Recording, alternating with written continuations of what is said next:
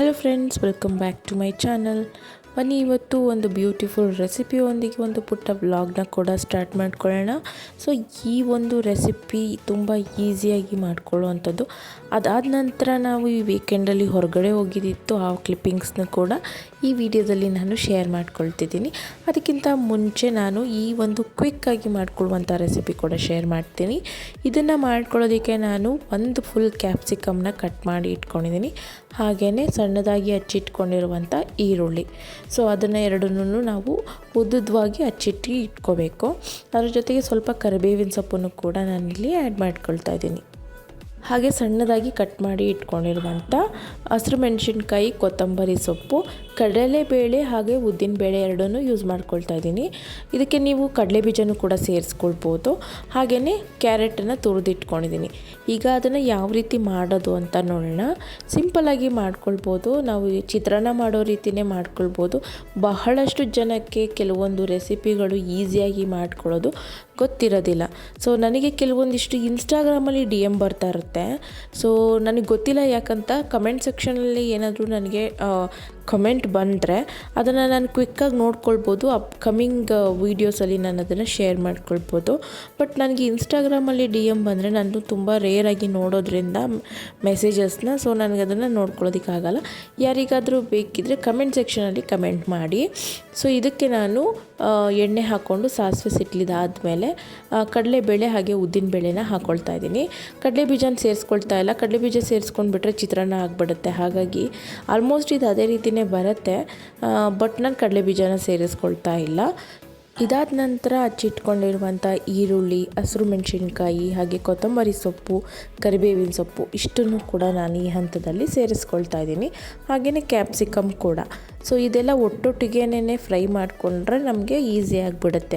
Onion colour change ಆದಮೇಲೆ capsicum ಹಾಕಿದ್ರೆ capsicum ಬೇಗ ಸಾಫ್ಟ್ ಆಗಿರೋದಿಲ್ಲ, ಸೊ ಆನಿಯನ್ ಸಾಫ್ಟ್ ಆಗಿಬಿಡುತ್ತೆ. ಹಾಗಾಗಿ ಒಟ್ಟಿಗೆನೇ ಅದನ್ನು ಹಾಕ್ಕೊಳ್ತಾ ಇದ್ದೀನಿ. ಒಂದು 2 ನಿಮಿಷ ಇದನ್ನು ನಾವು ಫ್ರೈ ಮಾಡ್ಕೊಳ್ಬೇಕು. 2 ನಿಮಿಷ ಫ್ರೈ ಮಾಡ್ಕೊಂಡಿದ್ದ ನಂತರ ನಾವು ತುರಿದಿಟ್ಕೊಂಡಿರುವಂಥ ಕ್ಯಾರೆಟ್ನು ಕೂಡ ಈ ಹಂತದಲ್ಲಿ ಸೇರಿಸ್ಕೊಳ್ಬೇಕಾಗತ್ತೆ. ಕ್ಯಾರೆಟ್ ಹಾಕಿದ ನಂತರ ನೀವು ಒಂದು 5 ನಿಮಿಷದ ಮಟ್ಟಿಗೆ ಇದನ್ನು ಚೆನ್ನಾಗಿ ಫ್ರೈ ಮಾಡ್ಕೊಳ್ಬೇಕು.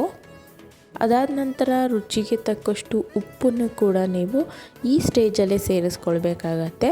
ಹಾಗೆಯೇ ಅರ್ಧ ಟೇಬಲ್ ಸ್ಪೂನ್ ಆಗುವಷ್ಟು ಅರಿಶಿಣ. ಇಷ್ಟೇ ಇಂಗ್ರೀಡಿಯೆಂಟ್ಸು. ಸೊ ಇಷ್ಟನ್ನು ಹಾಕ್ಕೊಂಡು ನಾವು ಚೆನ್ನಾಗಿ ಫ್ರೈ ಮಾಡ್ಕೊಳ್ಬೇಕು. ಸ್ವಲ್ಪ ಕೊತ್ತಂಬರಿ ಸೊಪ್ಪು ಈ ಸ್ಟೇಜಲ್ಲಿ ಹಾಕ್ಕೊಳ್ತೀನಿ, ಇನ್ನು ಸ್ವಲ್ಪ ಕೊತ್ತಂಬರಿ ಸೊಪ್ಪನ್ನ ಲಾಸ್ಟ್ ಸ್ಟೇಜಲ್ಲಿ ಹಾಕ್ಕೊಳ್ಳೋ ಅಂಥದ್ದು. ಹಾಗಾಗಿ ಈಗ ಚೆನ್ನಾಗಿ ಇದನ್ನು ಒಂದು 5 ನಿಮಿಷದ ಮಟ್ಟಿಗೆ ಫ್ರೈ ಮಾಡಿದ್ರೆ ಸಾಕಾಗಿಬಿಡುತ್ತೆ. ಸೊ ಕ್ಯಾರೆಟ್ ಆಗಿರ್ಬೋದು, ಕ್ಯಾಪ್ಸಿಕಮ್ ಆಗಿರ್ಬೋದು, ಹಾಕಿರುವಂಥ ಎಲ್ಲದೂ ಕೂಡ, ಈರುಳ್ಳಿನೂ ಅಷ್ಟೇ ಚೆನ್ನಾಗಿ ಒಂದೇ ಸರಿಗೆ ಒಂದು ಕರೆಕ್ಟ್ ಮಟ್ಟಿಗೆ ಅದು ಫ್ರೈ ಆಗುತ್ತೆ. ಸೊ ಈಗ 5 ನಿಮಿಷಕ್ಕೇ ರೆಡಿ ಆಗಿಬಿಡುತ್ತೆ. ಚೆನ್ನಾಗಿ ಫ್ರೈ ಮಾಡ್ಕೊಳ್ಳಿ. ಈ ಒಂದು ರೆಸಿಪಿ ಯಾವ ರೀತಿ ಅಂತ ಹೇಳಿದ್ರೆ, ನೀವು ಈ ಒಂದು ಸ್ಟೇಜಲ್ಲಿ ಇದನ್ನು ಫ್ರೈ ಮಾಡ್ಕೊಂಡಿದ್ದ ನಂತರ ಇದನ್ನು ಆಫ್ ಮಾಡಿಕೊಂಡು ಚಪಾತಿ ಜೊತೆಗೆ ಇದನ್ನು ತಿನ್ಬೋದು.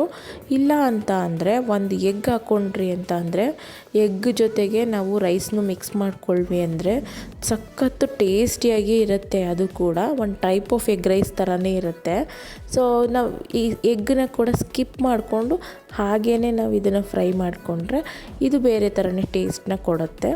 ಹಾಗಾಗಿ ಇದನ್ನು ಕ್ವಿಕ್ಕಾಗಿ ಮಾಡ್ಕೊಳ್ಬೋದು. ನಮಗೆ ಸಮ್ಟೈಮ್ಸು ತುಂಬ ಬೋರ್ ಆಗ್ತಾ ಇದ್ದಾಗೂ ಕೂಡ ನಾವು ಇದನ್ನು ಮಾಡ್ಕೊಳ್ಬೋದು, ಅಥವಾ ಲೇಟಾಗಿ ಎದ್ದಾಗೂ ಕೂಡ ನಾವು ಈ ರೆಸಿಪಿನ ಟ್ರೈ ಮಾಡ್ಕೊಳ್ಬೋದು. ಆರಾಮಾಗಿ ಒಂದು 5 to 10 ಮಿನಿಟ್ಸಲ್ಲಿ ಈ ರೆಸಿಪಿ ಆಗಿಬಿಡುತ್ತೆ. ಸೊ ಕ್ವಿಕ್ಕಾಗಿ ಆಗೋ ರೆಸಿಪಿಗಳನ್ನ ಏನಕ್ಕೆ ಶೇರ್ ಮಾಡ್ತೀನಿ ಅಂತ ಅಂದರೆ, ನಾನು ಸಮ್ಟೈಮ್ಸು ಕ್ವಿಕ್ಕಾಗಿ ಆಗೋದನ್ನು ಪ್ರಿಫರ್ ಮಾಡ್ತೀನಿ ಮಾರ್ನಿಂಗ್ ಟೈಮಲ್ಲಿ. ಸಮ್ಟೈಮ್ಸು ನಾನು ಮುಂಚೆನೇ ಪ್ರಿಪ್ರೇಷನ್ಸ್ನ ಮಾಡ್ಕೊಂಡಿರ್ತೀನಿ. ಸೊ ಸಮ್ಟೈಮ್ಸು ನನಗೆ ಏನೂ ಪ್ಲ್ಯಾನ್ ಇಲ್ಲದೆ ಇದ್ದಾಗ ಕ್ವಿಕ್ಕಾಗಿ ಆಗುವಂಥದ್ದನ್ನು ನಾನು ಮಾಡಿಬಿಡ್ತೀನಿ. ಸೊ ಅದೇ ರೀತಿಯೇ ಬೇರೆಯವ್ರಿಗೂ ಕೂಡ ಹೆಲ್ಪ್ ಆಗಲಿ ಅನ್ನೋ ಕಾರಣಕ್ಕಾಗಿ ನಾನು ಕ್ವಿಕ್ಕಾಗಿ ಆಗುವಂಥ ರೆಸಿಪಿಗಳನ್ನ ಕೆಲವೊಂದಿಷ್ಟು ಶೇರ್ ಮಾಡ್ತಾಯಿರ್ತೀನಿ. ಈಗ ಇದು ಕರೆಕ್ಟಾಗಿ ಆಗಿದೆ. ಅರೌಂಡ್ 5 ಮಿನಿಟ್ಸ್ ನಾನು ಇದನ್ನು ಫ್ರೈ ಮಾಡ್ಕೊಂಡಿದ್ದೀನಿ. ಕ್ಯಾಪ್ಸಿಕಮ್, ಕ್ಯಾರೆಟ್, ಆನಿಯನ್ ಎಲ್ಲ ಕೂಡ ಸಾಫ್ಟ್ ಆಗಿದೆ. ಈ ಹಂತದಲ್ಲಿ ನಾನು ರೈಸ್ನ ಮಿಕ್ಸ್ ಮಾಡ್ಕೊಳ್ತಾ ಇದ್ದೀನಿ. ಸೊ ರೈಸ್ನ ಮಿಕ್ಸ್ ಮಾಡಿಕೊಂಡು ಚೆನ್ನಾಗಿ ಮಿಕ್ಸ್ ಆಗಿದ ನಂತರ ಅದನ್ನು ಸರ್ವ್ ಮಾಡಿಕೊಂಡ್ರೆ ಆಯಿತು. ಸೊ ಒಂದು ಟೇಸ್ಟಿಯಾಗಿರುವಂಥ ಒಂದು ರೈಸ್ ರೆಸಿಪಿ ರೆಡಿ ಆಗಿಬಿಡುತ್ತೆ. ಇದಕ್ಕೆ ಯಾವುದೇ ರೀತಿ ಟೊಮೆಟೊನ ನಾನು ಆ್ಯಡ್ ಮಾಡ್ತಾಯಿಲ್ಲ. ಟೊಮೆಟೊ ಆ್ಯಡ್ ಮಾಡ್ಕೊಂಡ್ಬಿಟ್ರೆ ಅದು ಚಿತ್ರಾನ್ನ ಆಗಿಬಿಡುತ್ತೆ. ಮುಂಚೆನೇ ರೈಸ್ ಮಾಡ್ಕೊಂಡು ಇಟ್ಕೊಂಡು ಅದನ್ನು ಸ್ವಲ್ಪ ತಣ್ಣಗಾಗಕ್ಕೆ ಬಿಡಬೇಕು. ಸೊ ತಣ್ಣಗಾಗಕ್ಕೆ ಬಿಟ್ಟಾದ ನಂತರ ನಾವು ಇದನ್ನು ಮಿಕ್ಸ್ ಮಾಡ್ಕೊಳ್ಳೋದ್ರಿಂದ ಸೊ ಬಿಡಿಯಾಗಿ ಆಗಿರುತ್ತೆ. ಹಾಗೆಯೇ ನಾವು ಇದನ್ನು ಮಿಕ್ಸ್ ಚೆನ್ನಾಗಿ ಮಾಡಿಕೊಂಡು ಸರ್ವ್ ಮಾಡ್ಕೊಳ್ಳೋದ್ರಿಂದ ಬಿಸಿಯಾಗಿ ಕೂಡ ನಾವು ಅದನ್ನು ತಿನ್ಬೋದು.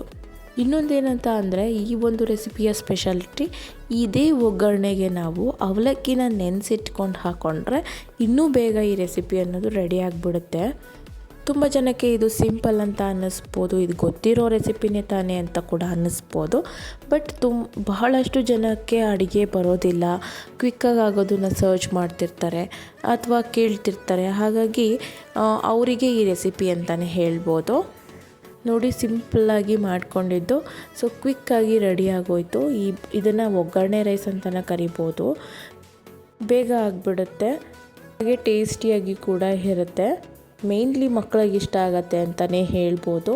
ಡೆಫಿನೆಟ್ಲಿ ಇದೊಂದು ರೆಸಿಪಿನ ನೀವು ಟ್ರೈ ಮಾಡಿ. ಹಾಗೆ ವೀಕೆಂಡಲ್ಲಿ ಹೊರಗಡೆ ಹೋಗಿದ್ದ ವ್ಲಾಗ್ನ ಕೂಡ ನಾನು ಇಲ್ಲಿ ಶೇರ್ ಮಾಡ್ತೀನಿ ಅಂತ ಹೇಳಿದ್ನಲ್ಲ. ಸೊ ವೀಕೆಂಡಲ್ಲಿ ಹೊರಗಡೆ ಹೋಗಿದ್ದಂಥದ್ದು ಟೈಮ್ 2 ಚಾಂಪ್ಗಳನ್ನ ನಾನು ಒಬ್ಬಳೇ ಕರ್ಕೊಂಡು ಹೋಗಿದ್ದಂಥದ್ದು. ಹಸ್ಬೆಂಡ್ ಇರಲಿಲ್ಲ, ಹಾಗಾಗಿ ನನ್ನ ಫ್ರೆಂಡ್ನ ಮೀಟ್ ಮಾಡಬೇಕಾಗಿತ್ತು. ಆಟೋದಲ್ಲೇ ಕರ್ಕೊಂಡು ಹೋದೆ. ಮನೆಗೆ ನಿಯರ್ ಆಗುವಂಥದ್ದು ಯಾವುದಾದ್ರೂ ಮಾಲಲ್ಲಿ ಮೀಟ್ ಮಾಡೋಣ ಅಂತ ಹೇಳಿ ಮಾತಾಡ್ಕೊಂಡಿದ್ವಿ. ಹಾಗಾಗಿ ನನಗೂ ಹತ್ರ ಆಗಬೇಕು, ನನ್ನ ಫ್ರೆಂಡಿಗೂ ಹತ್ರ ಆಗಬೇಕು ಅಂತ ಹೇಳಿಬಿಟ್ಟು ಸೊ RR ನಗರಲ್ಲಿರುವಂಥ ಗೋಪಾಲನ್ ಆರ್ಚ್ ಮಾಲ್ನ ಸೆಲೆಕ್ಟ್ ಮಾಡ್ಕೊಂಡ್ವಿ. ಸೊ ನಾನು ಮುಂಚೆನೇ ಹೋಗ್ಬಿಟ್ಟಿದ್ದೆ. ಮುಂಚೆನೇ ಹೋದರೆ ಗೊತ್ತಲ್ಲ, ಮಕ್ಕಳ ಜೊತೆ ತುಂಬಾ ಬೇಕಾಗತ್ತೆ.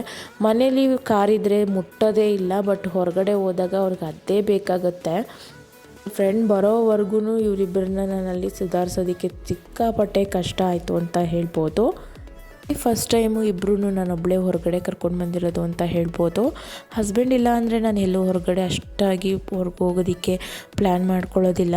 ಬಟ್ ಅವತ್ತು ಫ್ರೆಂಡ್ನ ಮೀಟ್ ಮಾಡಬೇಕಾಗಿತ್ತು. ಹಾಗಾಗಿ ಒಬ್ಬರನ್ನ ಬಿಟ್ಟು ಒಬ್ಬರನ್ನ ಕರ್ಕೊಂಡು ಹೋಗೋದಕ್ಕೂ ಆಗಲ್ಲ ಅಂತ ಹೇಳಿಬಿಟ್ಟು ಆಟೋದಲ್ಲೇ ಕರ್ಕೊಂಡು ಹೋದೆ. ಟ್ರಸ್ಟ್ ಮೀ, ಸಿಕ್ಕಾಪಟ್ಟೆ ಕಷ್ಟ ಆಗುತ್ತೆ. ಒಬ್ಬರನ್ನ ಇಟ್ಕೊಂಡ್ರೆ ಇನ್ನೊಬ್ಬರನ್ನ ಇಟ್ಕೊಳ್ಳೋದಕ್ಕಾಗೋದಿಲ್ಲ, ಇನ್ನೂ ಚಿಕ್ಕವರಾಗಿರೋದ್ರಿಂದ. ಹಾಗೂ ನನ್ನ ಫ್ರೆಂಡ್ ಕೂಡ ಬಂದರು. ಸೊ ಅವ್ರನ್ನ ಕೂಡ ಮೀಟ್ ಮಾಡೋ ಹಾಗಾಯಿತು. ಬಹಳಷ್ಟು ದಿನಗಳು ಆಗಿಬಿಟ್ಟಿತ್ತು ನಾವಿಬ್ಬರು ಮೀಟ್ ಮಾಡಿ.